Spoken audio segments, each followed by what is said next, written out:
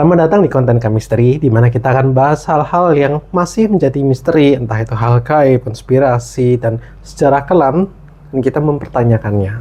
Bersama saya, Aris Setiawan, dan juga kita kedatangan seorang bintang tamu. Perkenalkan, nama aku Melkisedek Raffles, bisa dipanggil Melki, dan still pursuing bachelor's degree di kampus Jakarta, UKI. Oke, mantap. Nah, thank you banget buat Kak Melki sudah meluangkan waktu. Nah, Kak Melki, dengar-dengar Kak Melki ini punya beberapa pengalaman horor gitu ya, di masa sekolah dan juga masa kecil. Nah, boleh nih Kak, saya sharing dulu salah satu yang menarik. Sharing pengalaman horor. Ada satu pengalamanku di semasa SMA, itu aku kesurupan. Kesurupan? Iya, kesurupan masal. Jadi waktu itu yang kesurupan tuh bukan aku doang, tapi 4 orang termasuk diriku gitu. Jadi awal mulanya itu waktu itu ada namanya mata pelajaran bahasa Indonesia peminatan. Gurunya itu bisa hal-hal yang superstisi, supranatural seperti itu. Jadi waktu itu ada pas materi olah rasa. Nah di situ baru kayak kesurupan-kesurupan, dan itu nggak terjadi cuma sehari. Besoknya kadang waktu itu aku ingat pas pelajaran PKN sama guru PKL, itu hari Senin mata pelajaran terakhir, di situ kesurupan gitu. Jadi waktu itu kan aku pacaran sekelas gitu. Pacar aku duduk di belakang, sekarang udah mantan. Waktu itu mantan aku duduk di belakang. Anggap aja namanya Cindy aja ya. Oke, Cindy. Si Cindy ini duduk di belakang di barisan paling kiri gitu. Oke. Nah, aku barisan ketiga dari pintu masuk, cukup belakang juga, tengah agak belakang gitu. Karena teman-temanku cautious gitu kayak, Melki, itu si Cindy kayaknya mau kumat lagi deh. Soalnya kan dia bisa ngelihat, aku nggak bisa ngelihat, cuma bisa merasakan. Terus kayak udah nggak enak gitu, mukanya udah pucat, tiba-tiba kesurupan. Nah, guru PKL-nya cowok nih, terus panik, terus minta bantuan gitu. Terus aku yang berusaha nenangin mantanku ini kayak, Cindy, kenapa gini? Deep breath gitu. Habis itu nggak tahu kenapa tiba-tiba kayak ada yang masuk gitu dari dalam dadaku, kayak tiba-tiba sesek. Terus aku nggak bisa kontrol emosiku, nggak bisa kontrol gerakanku, tapi aku tahu aku ada di mana, aku lagi ngapain gitu. Itu bener-bener heboh banget, teriak-teriakan kayak gitu, sampai di kelas sebelah kan aku IPS B, dari IPS C itu kayak lihat, tapi lewat jendela gitu kan, si mantanku ini di belakang gitu, deket yang kaca jendela gitu.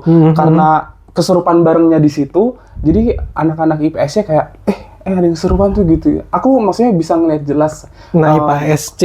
Ya, mukanya kayak mereka lagi ngintip-ngintip gitu. Cuman emosi sama gerakan tangan atau apa gitu nggak bisa dikontrol gitu, kayak gitu. Mungkin kalau aku cerita-cerita ke orang yang kayak nggak begitu, apaan sih emang setan ada kayak gitu, itu mungkin mereka penilaiannya bakal kayak, ini cuman sugesti aja gini-gini. Cuman menurutku beda aja sih pas waktu itu kayak dibantuin doa segala macam, kayak tiba-tiba hilang aja gitu, kayak kesemutannya, terus kayak beban di dadanya gitu, kayak tiba-tiba gone gitu. Oke. Nah, ini nih guru PKL atau PKN? Guru PKN tapi PKN. magang. Oh, guru gitu. PKN gitu. Ya.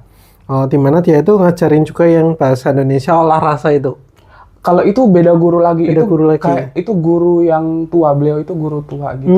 Kan maksudnya kejadian itu nggak cuma sehari yang pas olah rasa di bahasa Indonesia peminatan gitu loh. Besoknya gitu.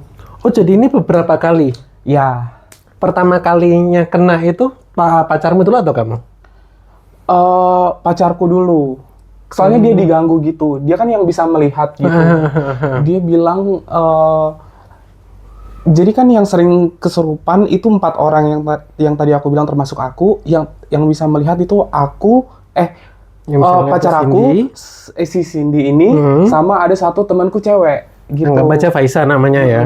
Dan mereka bilang kalau pas kesurupan itu yang pacarku duluan yang dimasukin itu nggak cuma satu, itu 3, 4 deh, 4 cewek semua, kalau aku 1 cowok 2 cewek gitu. Katanya sih seperti itu. Gitu. Oke. Sebenarnya aku sih masih belum terlalu paham ya. Awalnya itu kan mungkin yang kamu kan kenanya di kelas yang PKN itu kan ya. Nah, tapi si mantanmu Cindy ini kenanya pas waktu mungkin pertama kali di olah rasa itu. Iya. Nah, olah rasa itu kayak gimana sih? Mungkin beberapa dari kita nggak tahu nih. Aku juga nggak tahu nih olah rasa itu kayak gimana. Olah rasa itu sebenarnya materi untuk pemeran yang di teater gitu sih, kayak kita kontrol emosi, kita disuruh misalnya dari tertawa, terus kayak tiba-tiba nangis seperti itu. Cuman mungkin waktu itu gurunya quote-in-quote kayak iseng, tapi bukan iseng yang kayak iseng anak-anak remaja iseng gitu sih, cuman mungkin karena punya kemampuan itu jadi kayak bukan dimasukin juga sih, cuman kayak iya dihadirkan mungkin gitu. Soalnya habis dari situ kayak tiba-tiba konsultasi aja gitu temanku, termasuk pacarku waktu itu kan, kayak dan pas nanya-nanya kayak valid juga apa yang apa namanya dibilang sama guruku ini, kayak pas ditanya masa kecilku ini. Jadi si guru olah rasa ini yang seolah-olah menghadirkan gitu ya pertama kalinya gitu. Kurang lebih. Pokoknya semenjak materi itu di Bahasa Indonesia Peminatan. Bahasa Indonesia Peminatan dia kayak mentransferkan entah yang dia punya atau yang ada di lingkungan sekolah ke teman-teman kalian, ke mantanmu gitu atau? Iya, kurang lebih seperti itu. Gitu. Terus kalau itu kan terjadi tadi kamu bilang nggak cuma sekali ya, beberapa kali ya. Hal yang aku bingung tuh, kerasukan tuh gimana sih rasanya? Sakit kah, bingung kah, atau ya udah nggak bisa terkendali aja? Kalau yang dari aku bilang tadi, kalau pengalaman aku sendiri itu emosi sama gerakan tubuh itu nggak bisa dikendalikan. Perasaanku tuh waktu itu kayak sakit banget, kayak sakit hati. Ya nggak tahu, mungkin aja dulu semasa hidupnya setan itu kan kayak sakit hati gitu. Aku nggak tahu juga. Cuman yang aku rasakan memang seperti itu. Jadi kayak seolah-olah kamu pun bisa ngerasain emosi dari entah roh yang masuk ke dirimu itu. Ya kayak gitu. Cuman karena mungkin aku nggak punya kemampuan yang sixth sense yang tinggi banget kayak Sarah Wijayanto gitu, ya aku nggak tahu pasti, aku nggak bisa komunikasi sama mereka. Terus kayak, oh ini dulunya semasa hidupnya nih kayak gini-gini loh, makanya dia kayak gini masukin orang terus cerita kayak gini. Gitu. Dengan kondisi seperti itu tuh kan kamu tadi bilangnya emosi sedihnya atau mungkin gerakan tubuhmu itu nggak bisa dikendalikan, tapi kamu sadar kalau badan kamu gerak gitu. Aku sadar, aku juga bisa lihat yang tadi yang anak-anak IPSC yang sebelah kayak ngeliatin dari jendela gini. Itu Melgi kenapa tuh sama sini gini. Gitu. Mulut pun nggak bisa digerakkan untuk sekedar minta tolong gitu? Nggak bisa. Jadi kayak histeris, kayak orang gimana ya, ngelihat musibah terus kayak nggak bisa berkata-kata, cuman histeris aja. Wah gitu. Sempat memikirkan sesuatu nggak ketika kondisi itu? Enggak. Cuman khawatir aja sih sama pacarku waktu itu. Kenapa gitu? Gokil. Ternyata ya, walaupun udah cari mantan ya seenggaknya kan berarti ya seabas-abasnya ya siapa sih yang kepengen kesurupan, tapi masih mikirin pacar yang kesurupan juga gitu. Malah kesamber, malah ikutan kesurupan. Itu apakah gara-gara kamu kan nenangin ya, entah mungkin nyentuh jadinya kayak transfer gitu atau? Kalau karena sentuhan aku nggak bisa confirm itu, karena ya levelku kan bukan yang sixth sense tinggi gitu. Sempat nyentuh atau enggak? Sempat. Oh. Gitu. Cuman nggak tahu transfernya itu karena sentuhan kah atau karena memang aku panik khawatir gitu. Jadi kan maksudnya menurut sependek pengetahuan aku kan, hantu atau setan itu kan kayak anjing. Maksudnya dalam arti mereka tuh lebih ngebaca energi gitu loh. Kalau oh orang ini takut nih gitu. Walaupun mereka ngomongnya tuh dalam hati, aduh kayaknya ada pocongnya, ada ini. Bisa aja karena energinya mereka besar, jadi mereka kayak evolve diri mereka seperti apa yang kita bayangkan seperti itu. Kayak gitu. Mungkin aku waktu itu panik juga, tiba-tiba langsung kayak masuk gitu di low vibrational level gitu. Oke, itu pertama kalinya kamu kerasukan. Setelah itu sempat pernah kerasukan lagi atau enggak? Pernah, sampai aku ditolongin sama kakak kelas paskibra. Jadi kan dulu aku paskibra gitu. Sampai Yang karena ngurusin itu ya, orang kalau mau pingsan kita nyiapin teh ya. itu PMR, itu PMR. Paskibra yang berbaris. Oh iya, lupa. Suka lupa. Nah iya, dulu aku ekskulnya tuh paskibra. Jadi pas waktu itu aku pengen paskibra, aku bilang ke kakak kelasku kayak, "Kak, aku lemas gini-gini, habis kesurupan gitu." Habis kesurupan terus sebagian besar dari mereka mengerti karena itu emang booming sih satu sekolah. Oh kayak iya, gitu. viral lah ya. Viral. Nah habis itu kayak dicoba ditolongin sama orang tuanya kakak kelasku yang paskibra ini. Oh. Nah ya, jadi waktu itu aku lupa aku bawa motor sendiri atau dibonceng, kayaknya dibonceng deh ke rumahnya kakak kelasku ini yang cewek. Habis itu waktu itu treatmentnya aku dibacain doa yang 1 gelas air putih gitu, terus disuruh minum. Habis itu kayak dikasih garam 1 bungkus, nanti tabur ya di halaman rumah gitu. Terus yang bikin aku kayak mind blown banget itu pas aku ditanya sama orang tuanya kakak kelasku ini, kamu tinggal di mana? Terus aku sebutin lah alamat rumahku, terus dia tiba-tiba kayak, oh yang catnya warna kuning ya, dulu kan catku warna kuning. Terus ada pohon mangganya, terus kayak aku kayak tahu dari mana kalau misalnya rumah aku emang beneran di pinggir jalan yang kayak biasanya rame, kayak aku bisa mikir ke situ. Masalahnya rumahku kan di dalam komplek, maksudnya yang jalannya tuh sepi gitu loh, kayak nggak mungkin orang-orang yang bukan orang komplek kayak lalu lalang gitu kan, orang sepi gitu kayak, hah? Kok tahu, maksudnya kayak bikin aku speechless gitu. Ya udah, habis itu setelah dari situ aku taburin, maksudnya aku ngikutin lah kata dia. Kayak gitu. Setelah kesurupan pertama itu berarti sempat terjadi beberapa kali atau? Pernah terjadi, cuman nggak yang frekuensinya tuh yang kayak tiap hari banget gitu. Gitu. Kayak gitu. Itu baik terjadi di mantanmu dan juga 2 temanmu yang lain ini? Nggak selalu kayak berempat-empatnya nih, pas aku kesurupan mereka juga nggak gitu. Ya kadang aku doang, kalau nggak aku sama ini. Dan rata-rata terjadi di sekolah Gitu. Sekolahnya itu yang butuh diruqyah ya Kayak gitu. Sampai ada beberapa acara di sekolah tuh yang kayak sampai sore gitu. Waktu itu kan juga ada pensi gitu. Teman-temanku juga kayak ngasih aku warning kayak, Melki jangan bohong, Melki, maksudnya mereka juga yang jadi takut gitu, cautious gitu sama kayak, jangan bohong Melki gini. Pokoknya nggak boleh sendiri loh gini gitu. Dijagain. Iya, diingetin aja, nggak sampai yang dijagain kemana-mana anterin. Cuman kalau misalnya kayak pengen ke toilet apa gitu, ya minta anterin. Gitu. At some point ya bisa dibilang oke lah, mungkin sekolahnya ada unsur angker-angkernya gitu mungkin ya, tapi pertemanannya pun masih dalam tanda kutip saling jaga ya. Iya. Bahkan untuk hitungan kakak tingkat itu merhatiin kamu dan bawa kamu ke orang tuanya, itu tuh hal yang jarang sih. Iya. Ini sih itu bersyukurnya. Dia apa? Orang pintar macam dukun atau ya orang tua biasa gitu, cuma ya kayak bisa ngelihat gitu?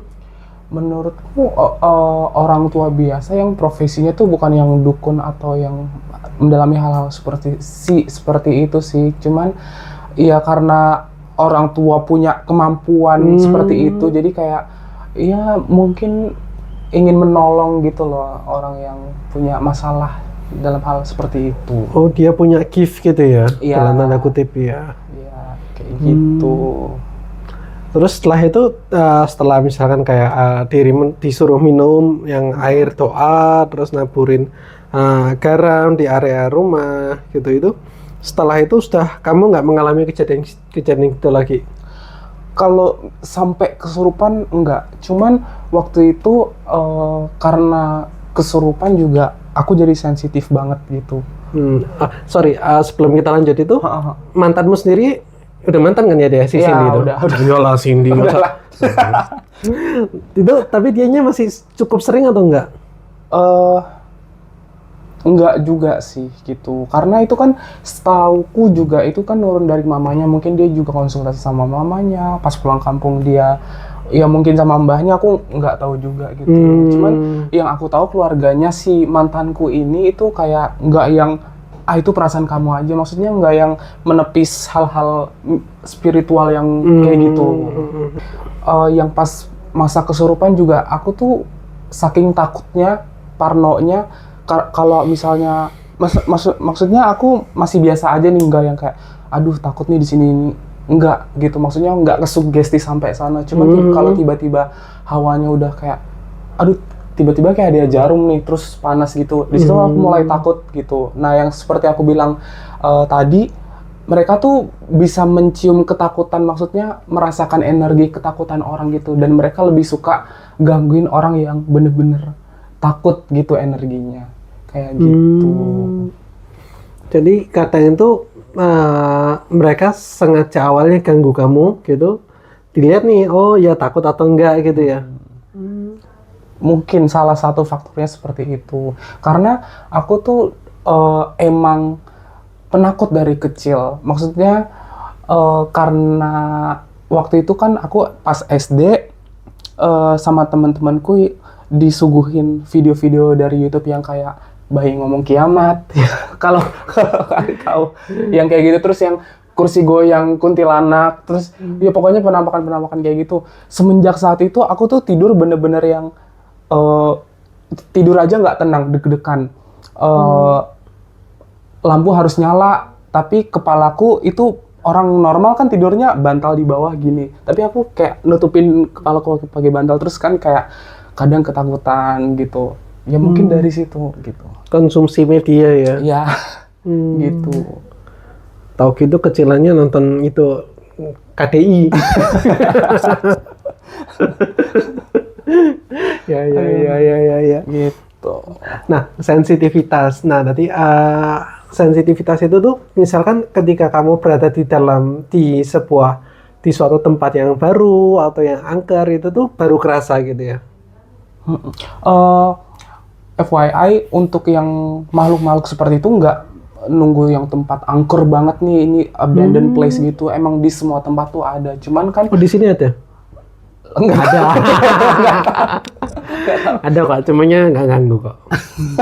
Cuman kan apa namanya, mereka itu kayak manusia juga, maksudnya ada yang positif, ada yang negatif, ada yang kayak bener-bener suka iseng, suka ganggu, ada yang kayak baik, ada juga yang kayak bermaksud nggak negatif atau nggak iseng, cuman mereka tuh kayak butuh di notice, hey aku di sini loh, aku maksudnya ada eksis loh di dunia ini, kayak kalian harus tahu gitu. Makanya ya mereka kadang mungkin suka bikin suara-suara ataupun benda jatuh seperti itu. Ya.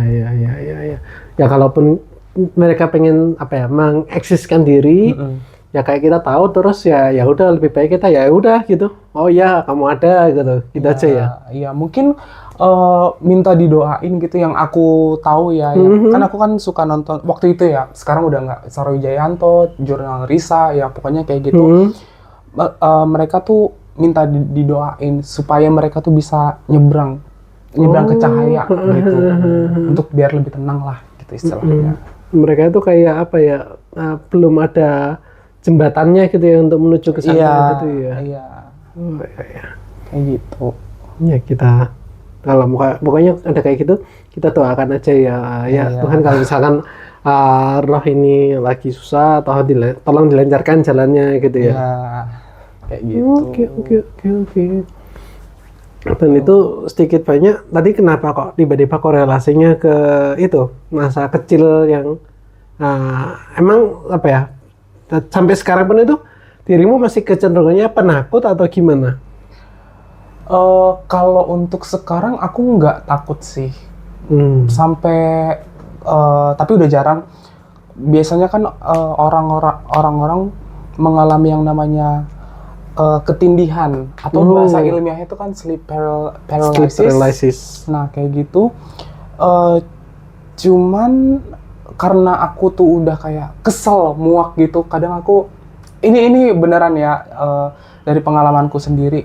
Kadang karena saking keselnya pas udah nggak ketindihan, aku tuh kayak bangun terus kayak misuh-misuh gitu sendiri, kayak malah nantangin setannya gitu loh. Kayak itu yang membuktikan kalau misalnya kan kadang orang-orang bilang, orang-orang awam yang itu karena kamu takut, karena kamu sugesti gini.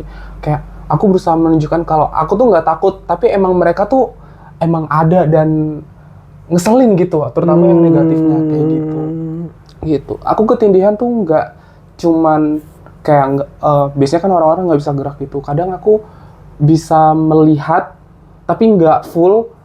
Kadang juga mereka tuh bikin suara kayak ketawa gitu. Gitu. Kayak gitu. Justru ya udah marahin aja ya. Iya, kayak habis aku marahin kayak buktinya mereka nggak tiba-tiba nampakin jeng-jeng gitu. Gitu. Mereka kayak juga apa nih marah-marahnya orang gila nih. Ya. Nah, ketika sudah selama ini sensitivitasmu sendiri masih ada atau? Masih, cuman nggak sesensitif yang dulu gitu. Nggak setajam dulu ya? Iya. Jadi aku pernah punya teman gereja gitu yang pengalamannya itu sama. Dia kesurupan juga sampai dia tuh ada titik di mana dia tuh bener-bener sixth sense-nya tuh kebuka. Yang aku bersyukur aku tuh nggak kayak gitu. Cuman at some point aku tuh kayak bisa melihat, tapi bukan kayak melihat orang biasa. Oh di sini ada kuntilanak, kayak wah maksudnya kayak orang melihat beneran gitu, nggak. Cuman kayak ada monitor gitu di kepala gitu. Jadi yang hello gitu. Kayak bukan hello. Kayak gimana ya? Kayak ada komputer di sini, kalau misalnya walaupun misalnya ada kuntilanak di sini, aku lagi ngadep sini kayak oh di sini nih gitu loh. Tanpa aku melihat begini gitu. Iya. Gitu. Kayak gitu sih. Itu kamu rasakan di teman gerejamu ini ya? Kayak gitu. Oke.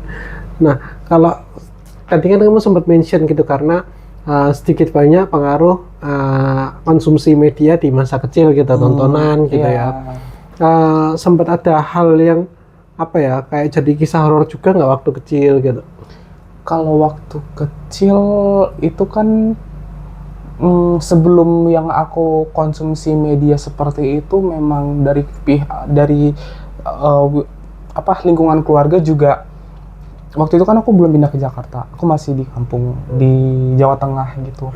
Nah mereka juga maksudnya cukup akrab lah dengan hal-hal seperti ini gitu. Aku diceritain kalau misalnya buyut aku tuh emang dulu tuh temenan sama apa namanya yang doppelganger itu, yang berbulu, badannya gede, genderuwo. Iya, genderuwo kayak gitu. Oh, itu doppelganger ya? Iya, maksudnya dia tuh bisa menyerupai gitu loh. Pengikutnya siapa, dia bakal ngikutin kayak gitu. Oh, yang biasanya menyerupai itu genderuwo. Gitu. Sampai waktu itu kan aku diceritain sama kakak sepupuku gitu. Terus aku gini, lah itu kan bisa menyerupai gini. Lah emang waktu itu pas udah meninggal aja, Mas masih bisa melihat gitu. Kayak hal-hal seperti itu. Dan ya banyak sih anggota keluarga yang kayak cerita-cerita hal seperti itu. Tapi kayak waktu itu takutnya ya takut aja gitu. Nah tapi semenjak yang melihat media-media seperti itu kayak jadi kayak bikin parno sih gitu. Gitu deh. Oke.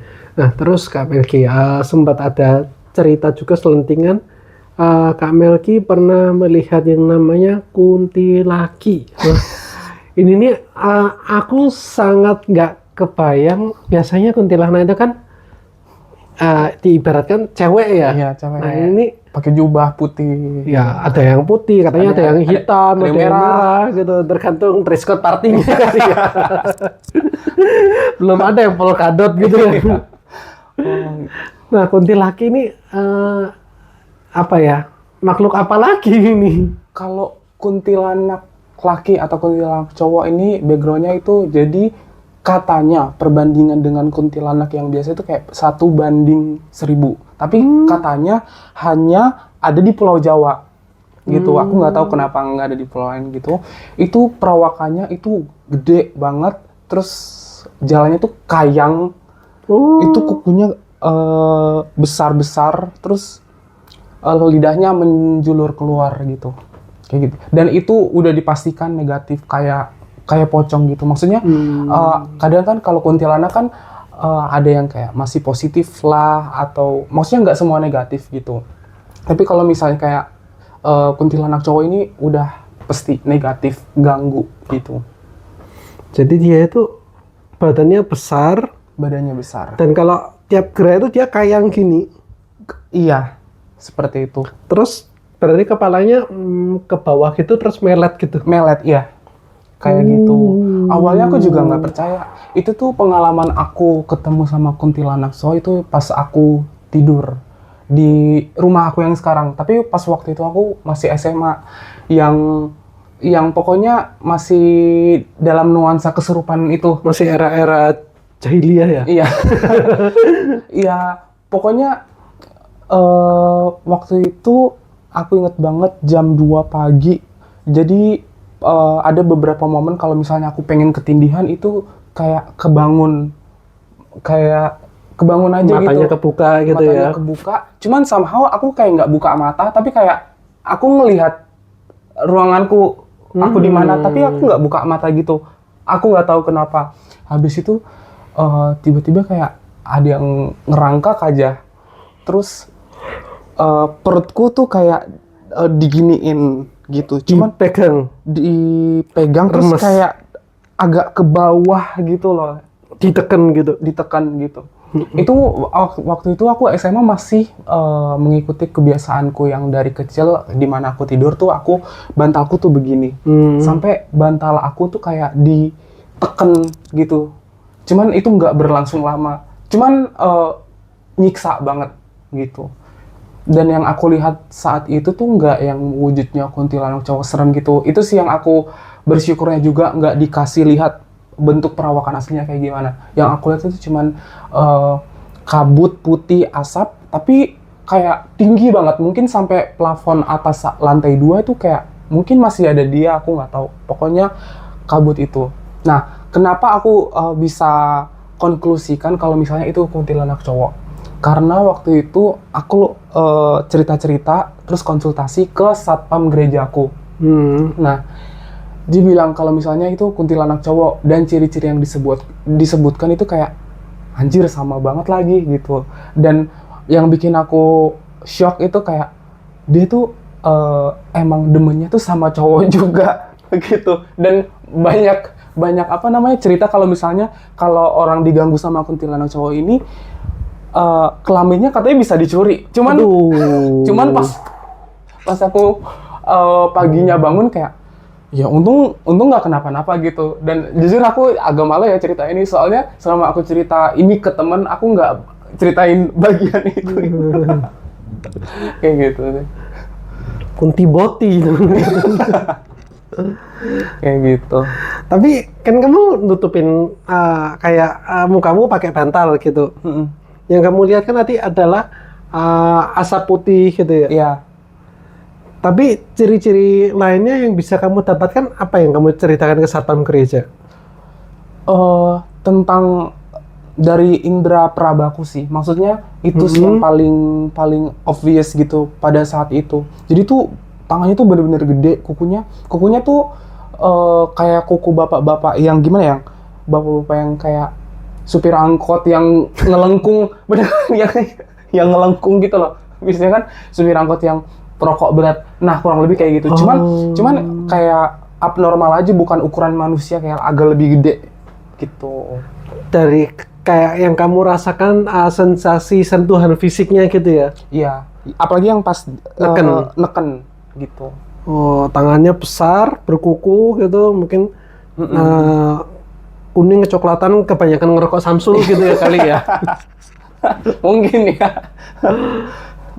Dan Gitu. dan itu confirm by satpam gerejamu itu, oh ya nih kunti laki gitu ya. Iya, itu yang bikin aku kayak deg gitu, kayak gitu. Itu Serem juga sih. serem, memang nggak ada yang positif kalau when it comes to kuntilanak cowok ataupun pocong gitu. Kayak gitu tuh, misalnya pengalaman kayak gitu tuh sempat kamu sharing ke keluargamu gitu atau gimana? Dan mereka responsnya gimana?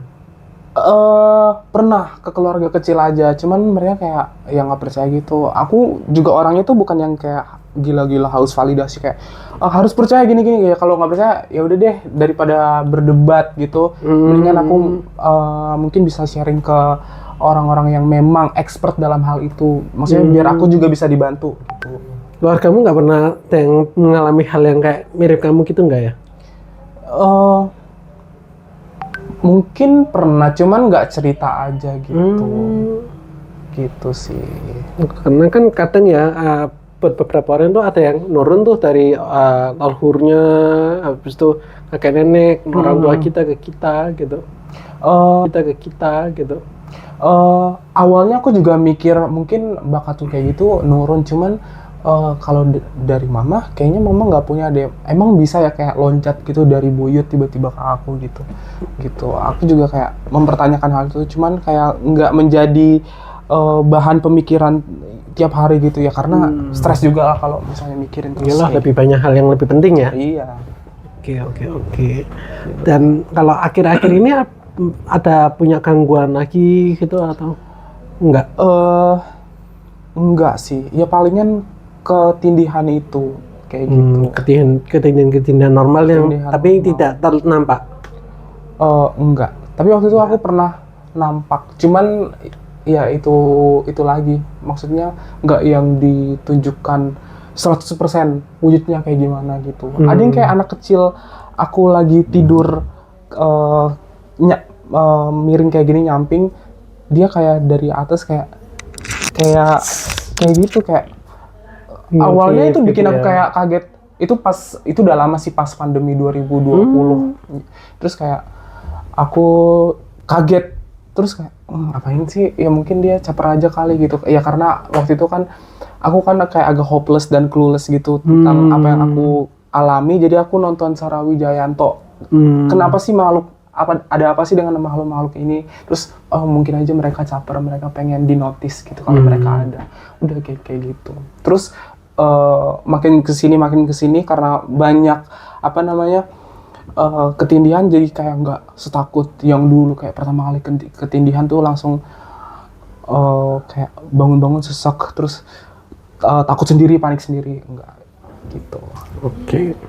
Nah, kalau aku sih jujur ya, mungkin intensitas aku mengalami hal-hal kayak gitu tuh cenderung lebih minim gitu. Sensitivitasku mungkin juga nggak sebesar Kak Melki gitu. Nah, tapi ada nggak mungkin saran yang bisa dikasihkan ke teman-teman yang mungkin, oh iya nih aku nih kok punya sensitivitas yang agak beda gitu sama hal kayak gini gitu. Ada nggak Kak saran buat mereka? Saran itu untuk aku sebagai orang awam, bukan yang expert, sebagai orang yang memiliki sixth sense, itu mungkin advice-nya itu always be positive gitu. Jangan kayak pikirannya yang udah berspekulasi, oh jangan-jangan gini. Karena yang aku bilang tadi, mereka tuh bisa membaca energi dan pikiran. Walaupun kalian berbicara dalam hati kayaknya, aduh ini kayaknya ada cewek deh, perempuan gini. Itu hindari sebisa mungkin kalian kayak gitu. Dan ya always be positive, terus berbuat baik gitu. Ya jauh-jauhin lah hal negatif gitu yang membuat kalian ada di low vibrational level gitu. Karena hal-hal setan-setan seperti itu memang suka dengan orang yang orang-orang di low vibrational level seperti itu. Oke. Ya, kurang lebih itu yang bisa kita dapetin dari Kak Melki. Semoga bisa menolong kita ya, yang mungkin punya sensitivitas tinggi atau mungkin yang punya teman dengan sensitivitas tinggi juga. Kita jangan sampai kayak jadinya bilang ngecap orang ini aneh nih. Iya. Ya nggak perlu juga gitu. Oke, sekian episode ke misteri pada hari ini. Terima kasih Kak Melki. Terima kasih Kak Ari. Sampai jumpa di episode selanjutnya.